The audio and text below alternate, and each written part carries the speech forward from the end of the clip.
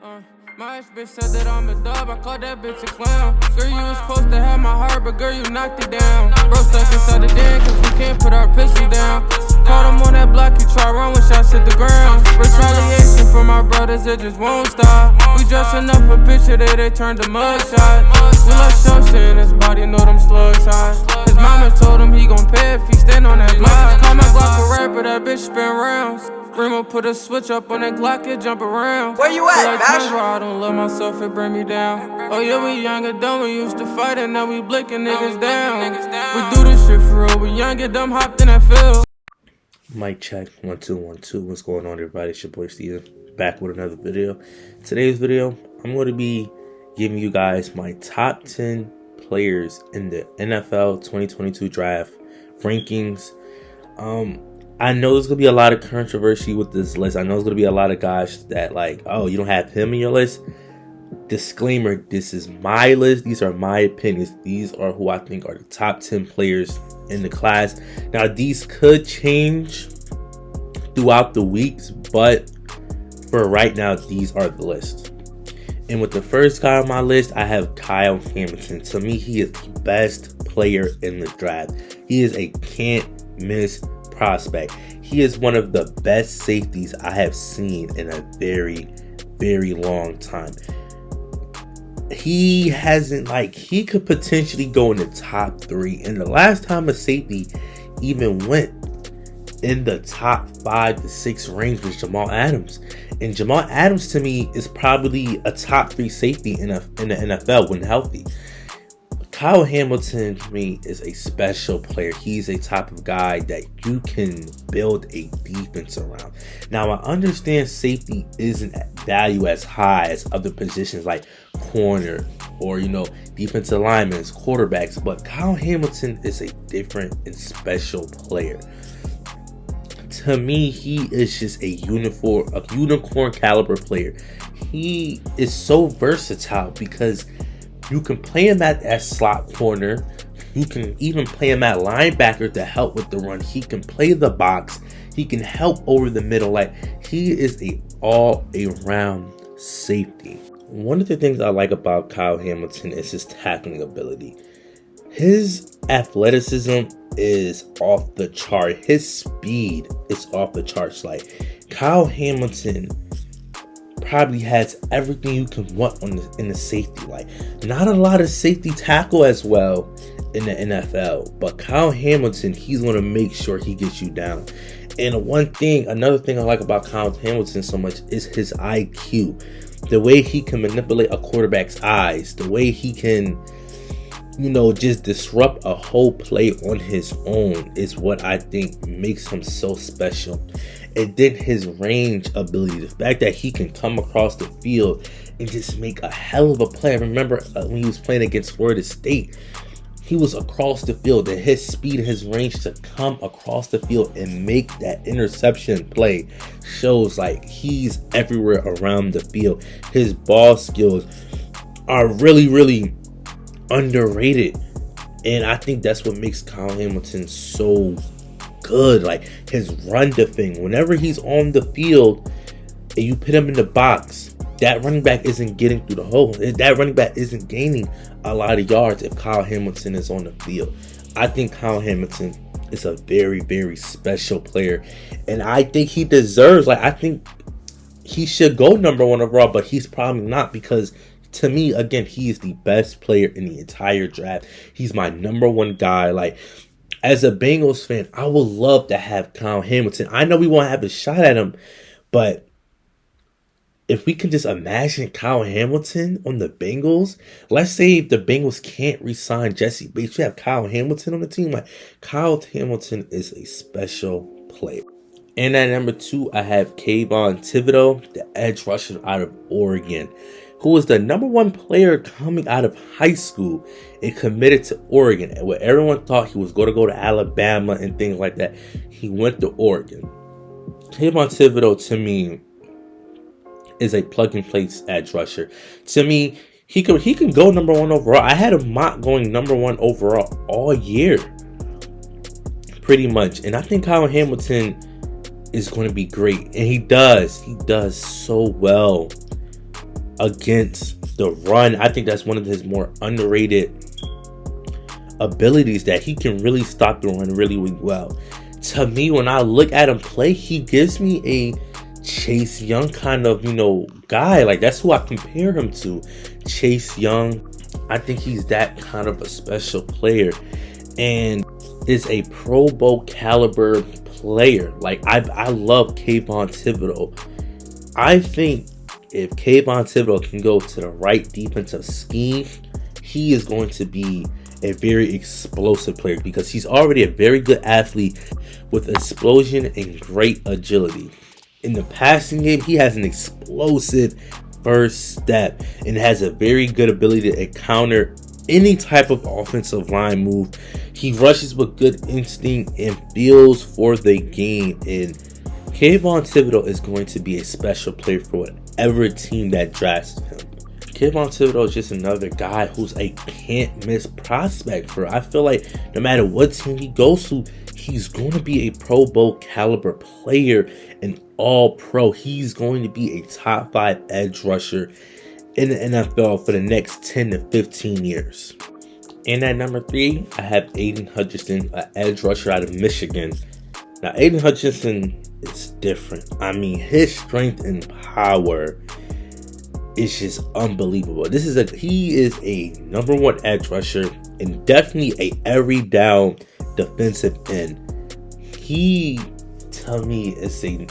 kind of like reminds me of Nick Bosa. That is my NFL comparison to him, because he really does play like, Nick Bosa. Like, they both can defend the run very, very well. I think he's probably the best run defender at the edge position in the class out of everyone. I think he's a better run defender than Kayvon Thibodeau and Jermaine Johnson, the edge rusher out of Florida State. Aiden Hutchinson, to me, is an excellent run defender. I think that's what I think a lot of teams are really going to like. And Aiden Hutchinson, to me, a plug-in guy, can play the edge very well. He's very, very great with his hands and his power. I mean, if you looked when he went up against Georgia, when he blew that offensive line up, like, his power and speed is going to make it hard for offensive line to stop him. And I think, again, probably going to go in the top 3 to 5 range. I don't see him falling out of number 4. I think either Detroit, Houston, or Jacksonville would take Aiden Hutchinson. One of the best edge rushers in the class. Number 2 behind Kayvon Thibodeau in my eyes. But Aiden Hutchinson is going to be an amazing player for any team that drafts him. And at number 4, I have Akeem Aginwo. Now, I don't know how to say his last name, but he's the offensive tackle out of NC State.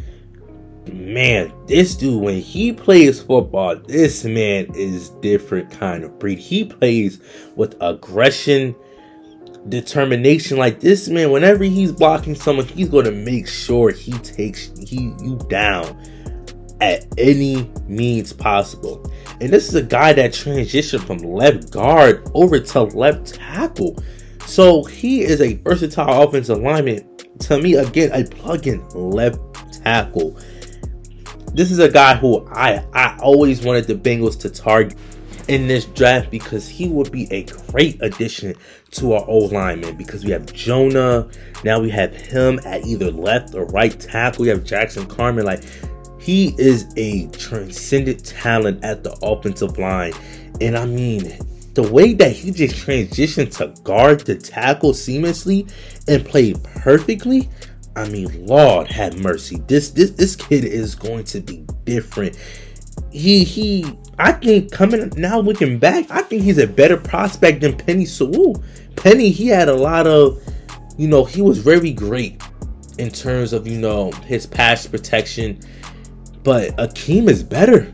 He's better in every shape or form. Now, look, Penei Sewell has played really, really well as a rookie. I know a lot of people might try to make it seem like he didn't have a great year, but he had a really, really, really solid year, and he's only going to get better. But Akeem, he's different, bro. If I had a choice to pick anyone in this draft for the Bengals, it would be either Kyle Hamilton or Akeem. He is a different kind of tackle. His toughness, his physicalness, bro. Teams are going to fall in love with this guy. He is my second draft crush in the NFL. This is one of the guys who I don't care who we have to trade up with. If we can get Akeem out of NC State on our offensive line, I mean, Lord. I mean, to any team, Akeem is going to boost their offensive line tremendously. Next, we have Derek Stanley Jr. To me, it's probably the number one corner in this draft class. Again, this is a plug-and-play lockdown corner. I think you can put him on the island by himself against the best receiver on the team. Derek Stanley Jr. is going to get the job done. I mean, if you've seen him in 2019, when he was with that LSU team that won the national championship game, I feel like if he was eligible for the draft that year, Derek Stanley Jr. would have been the number one corner off the board ahead of a Jeffrey Okudah and a lot of the corners that went that draft. Like, Derek Stanley Jr. is a different kind of player. Now, to me, I think he's an all-around corner. The only concern to me is injuries. He's been injured these past 2 years. Not a lot of people talk about that. And I think a lot of his hype and his potential is really going off of his 2019 freshman year. Now, don't get me wrong, 2020 he had a really, really solid year besides that game against Devontae Smith, but no corner count, was shutting him down that year. 2021, he played pretty solid until he got injured. So I think Derek Stanley Jr.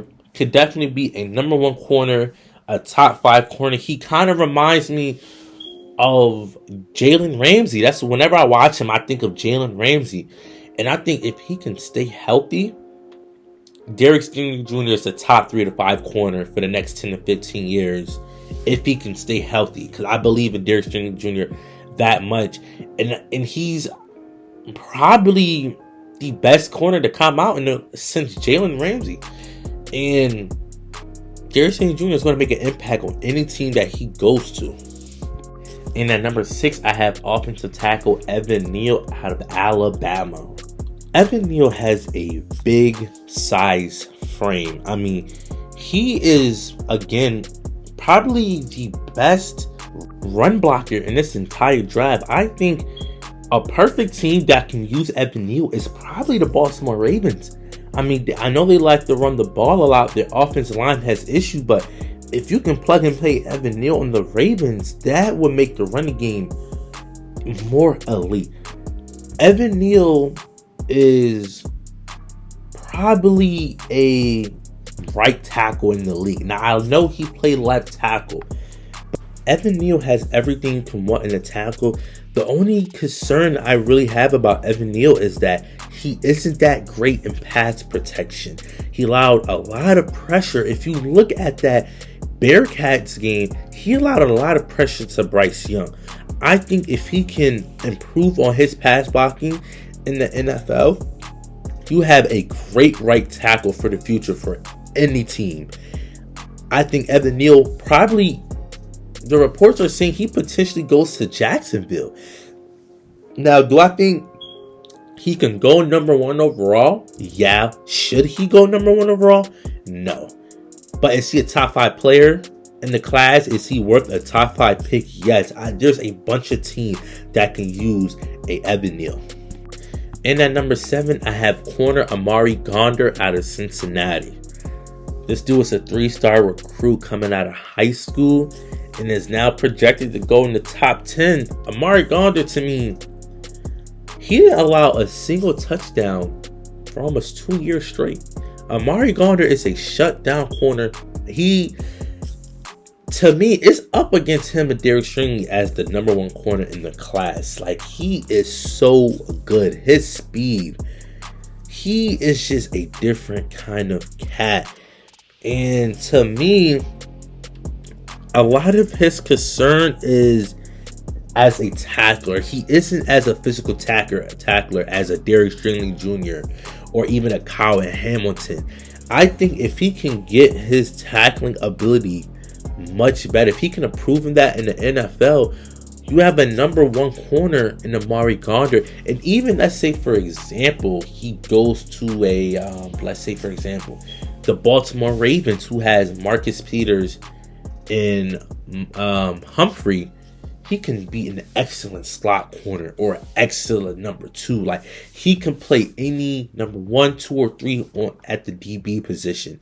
Amari Ghee, to me, is a outside starting corner who needs to be in a zone. I think for him to be successful, a zone coverage scheme, because that's what a lot of Bearcats did there. They ran a lot of zone schemes.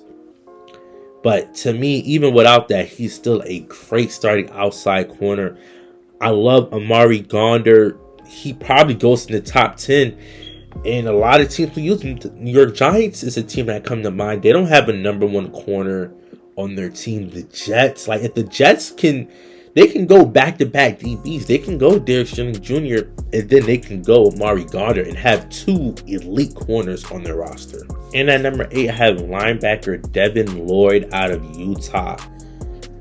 When I see Devin Lloyd play, I think of Roquan Smith, the linebacker from the Chicago Bears. Like, Devin Lloyd is a different kind of linebacker.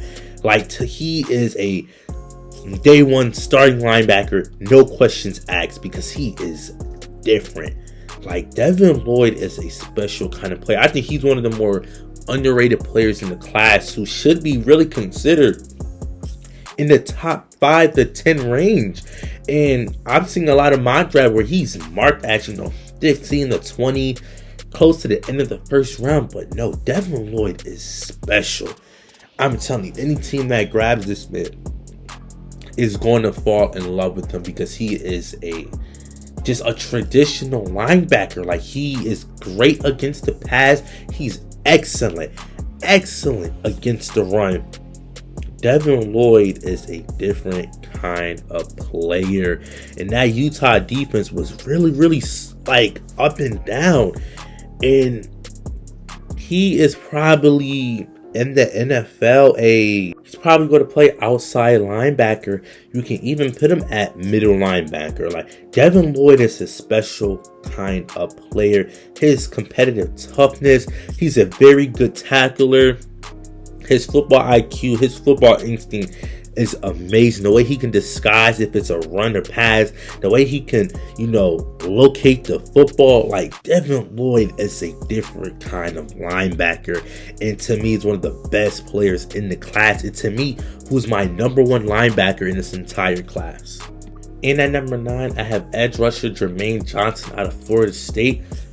One of the more underrated edge rushers in this entire class. Like, Jermaine Johnson is different.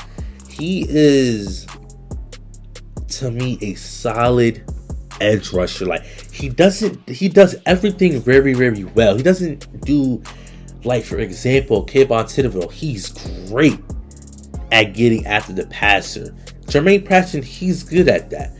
Aiden Hutchinson, he's excellent against the run. Jermaine Johnson, he's good at that. Like, he's not really, special at everything, but he's good. He's solid enough, and he'll get the job done. And to me, he's definitely a number 1 edge rusher who can really just play any role. He can, to me, in the 3-4, he plays outside linebacker. In the 4-3, he's probably a defensive end.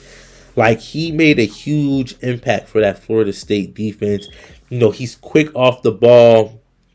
He has a lot of, rush moves. I think he's very, very great with his hands. I think out of all the edge rushers in the class, in terms of hand usage, Jermaine Johnson is probably the best out of everyone.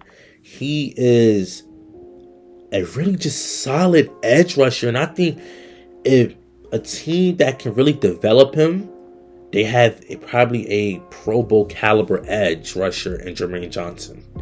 And at number 10, I have wide receiver Chris Olave. This brother is special. Chris Olave, to me, the number 1 wide receiver in the class. And there's a lot of teams that can use Chris Olave. The New York Jets, the Baltimore Ravens, the Steelers. Like, Chris Olave is a different kind of wide receiver. His route running, like, what stands out about Chris Olave is his route running ability. Like, he is a special kind of route runner. To me, probably the best route runner in the entire class. His route running, he makes watching route running so much fun in college football.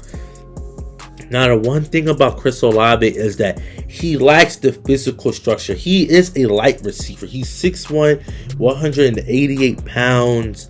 Like, he isn't a guy to me that, he's not a T. Higgins. He's not a guy that's going to go up and go catch the football.